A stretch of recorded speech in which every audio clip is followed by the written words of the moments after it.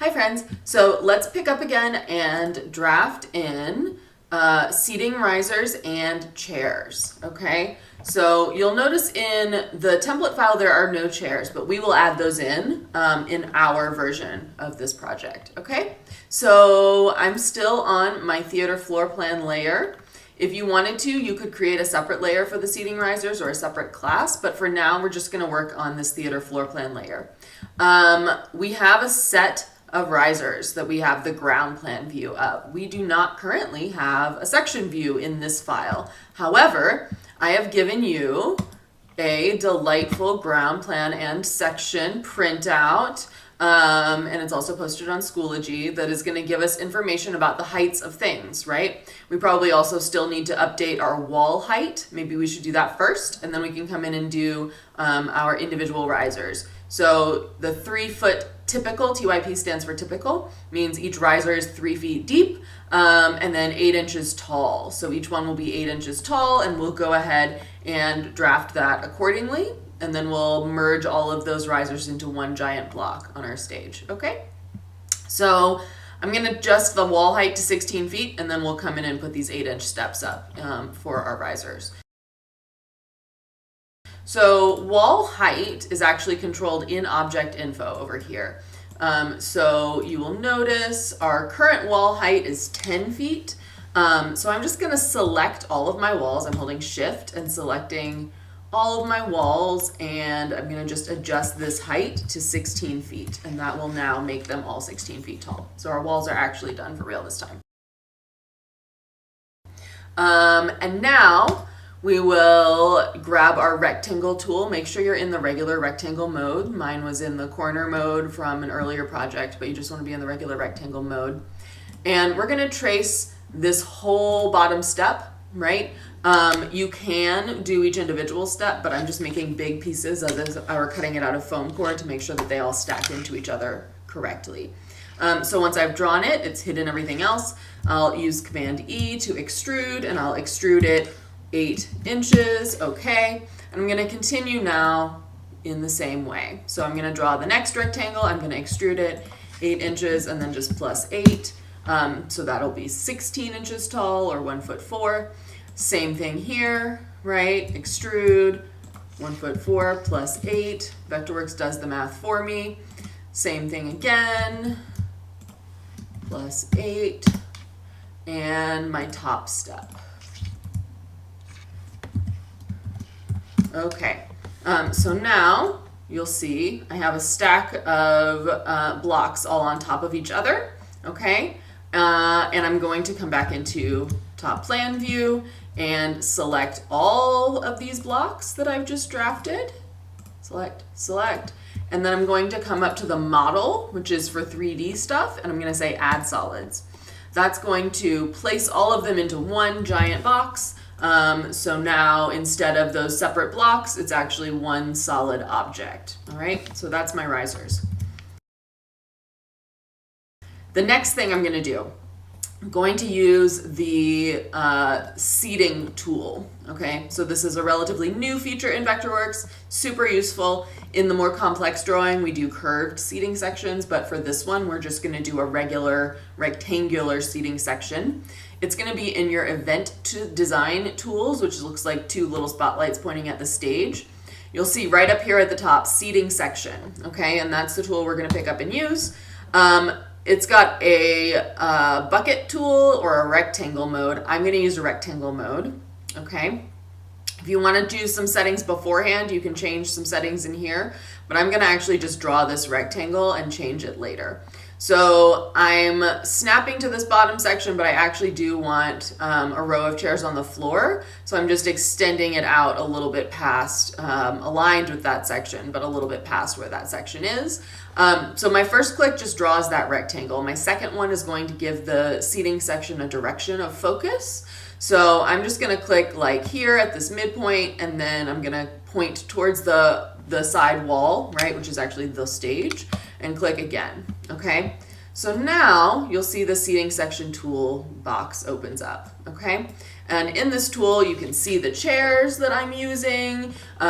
You can see all of these other functionalities, right? We're gonna swap out the symbol. I don't know what symbol your chair will come in as, but the one we want, if you highlight the symbol here, click on it, the one we want is going to be this event chair stacking, and it's in the seating symbols in the Vectorworks libraries.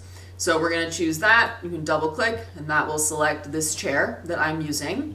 We're also going to adjust our row spacing options, right? So instead of 2 foot from the back leg to the front leg, we're actually going to do front leg to front leg. So that's measuring the whole chair included. We're going to make it 3 feet because we know that that's how big our riser is, okay? Let's see. This is all fine. And then rise, that's the steps, right? Which we just knew was 8 inches per row. So we're going to put that 8 inches per row in this rise category, okay? There's other stuff you can do, right? So if you wanted to like number the seats, you could totally number the seats. You could number the rows. So if your box office needs that information, that's available to you. And then there's a bunch of other stuff we can play with, but we're gonna just do this rows of chairs situation. We're gonna use actual symbols if that check mark isn't there, and we're gonna click OK. So there we are, right? Our seats are a little bit to the front of where our actual seating risers are, but that's all right. We'll just grab from this back chair leg and move them. I'm gonna actually hold shift and just nudge with my arrow keys to move them so that they're right up next to the seating risers, okay?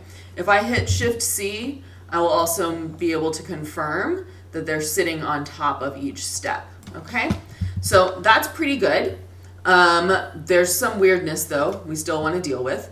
We're going to turn off this arrow that's pointing towards the stage because we actually don't need to see that. That's over here where it says display focus line.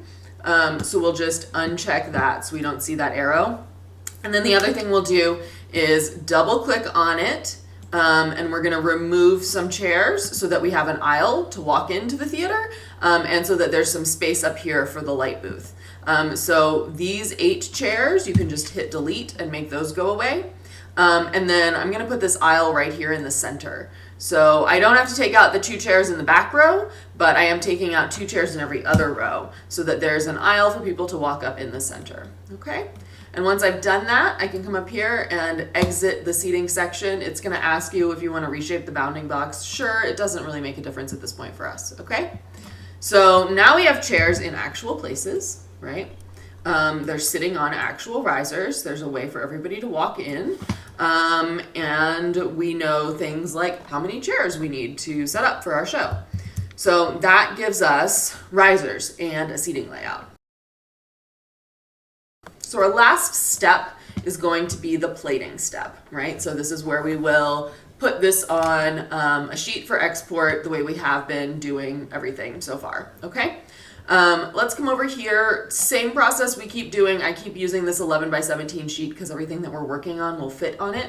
So I'm going to go ahead and do that rename game we've been playing. So we're going to change that to 0, change this to 1, right? Move that 11 by 17 up to the top, or you can just duplicate it, change it to exit theater plan. Okay, so that will be now our sheet layer that we put stuff on. View, create viewport, put it on that exit theater plan, give it a drawing label. This is the ground plan view, right? Let's leave it in 1/4 inch scale and see how it fits, okay? So I say okay, and there it is, a nice little ground plan view. Basically fits pretty well. Yours should, oh, it has a Cal Poly Pomona logo. That's unfortunate. We'll just leave that for now. So the next step is to create a section view, right? And in hand drafting, you would have to come back and now draw all of that section view, right? Draw all of these lines separately. In Vectorworks, it will do it for you. Yay. So I'm going to select this. I'm going to go to Viewport, Create Section Viewport right here. Okay, And then I just draw a line right in the center of my existing viewport. It's important that my viewport is selected, but other than that, it doesn't really matter where I put this line. And I click. The first click sets the viewport line. The second click is going to set the direction, and I just double clicked in order to open up this Create Section Viewport tab. We're gonna put it on the same plate. We're gonna drawing title it Section View. Leave it that layer height and click OK. All right, so there is your section, and let's see if it'll fit. It will. So we're gonna do the thing I said I was gonna do a minute ago, which is just move my drawing labels over here so that they both fit one above each other. So I'm gonna come in here, annotations, okay, move my ground plan label off to the side so that I can fit both drawings stacked one on top of each other. You can leave your section marker line in, or you can get rid of it. It's up to you. I'm gonna just delete it for now because we already know we're doing a section view. I'm gonna come in here, edit my annotations, move my section view label off to the side, exit, and then I'm gonna nudge this down just a little bit. Okay. So some things you're noticing, giant solid lines, right? For my section view, not cute, okay? And now we're going to go in and edit the section style class to put those diagonal lines we have everywhere else inside of this solid black blob that is our section cutaway, okay? So the way we do that is we come down into navigation and we go to classes over here, and we're going to scroll down and look for the section class. So section style is the section class. You can right click on that and edit it. And when you do, you can change the graphic attributes of this class. And so that's what we're gonna do. We wanna switch it to use at creation, so everything that's created as a section will have this style. And we're going to change the fill from a solid color to a hatch. And the hatch we're using is this siding lap 6 inches. It probably will default to that when you go looking for it because that's the diagonal lines we're using for the rest of the fills in the walls. So that'll be the hatch that I use, and everything else I'm gonna leave the same. I'm gonna click OK. So now I have diagonal lines just as the theatrical standard would be.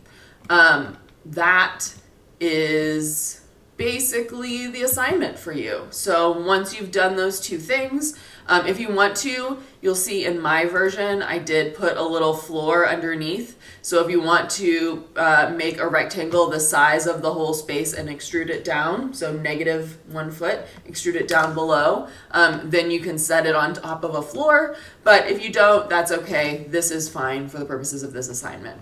So you will now, after I leave, double click on your title block, update all of your title block information the way you always do, and then you can export this as a PDF and submit it to the assignment for the theater drafting CAD conversion project. Okay, I think that's it, and let me know as always if you have any questions. Thanks, friends. Bye.